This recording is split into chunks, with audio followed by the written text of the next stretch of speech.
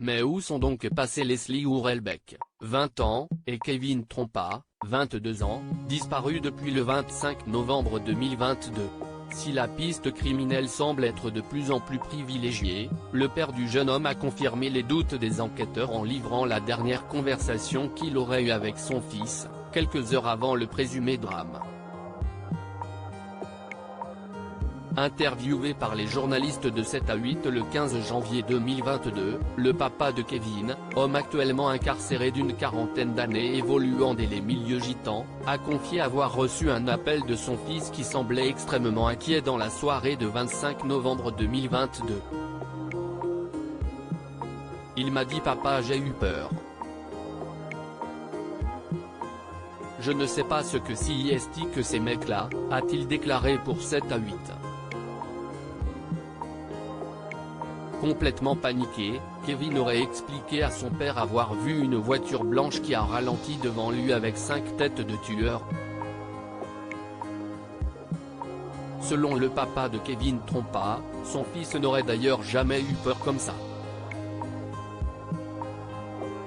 À la suite de ce mystérieux coup de téléphone, le jeune homme s'est volatilisé dans la nature avec sa petite amie, ne laissant aucune trace.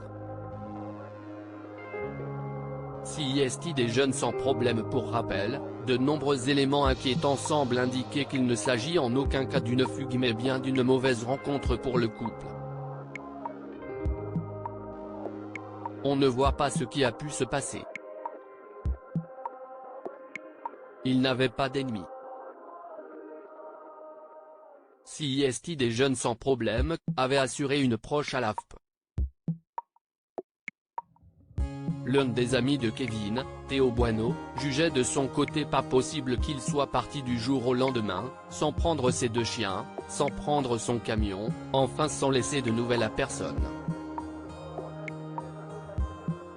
Depuis leur disparition, les enquêteurs ont découvert dans un container de recyclage de vêtements, un document d'identité de Kevin Trompa, son permis de conduire, sur la commune de Puyraveau en Charente-Maritime.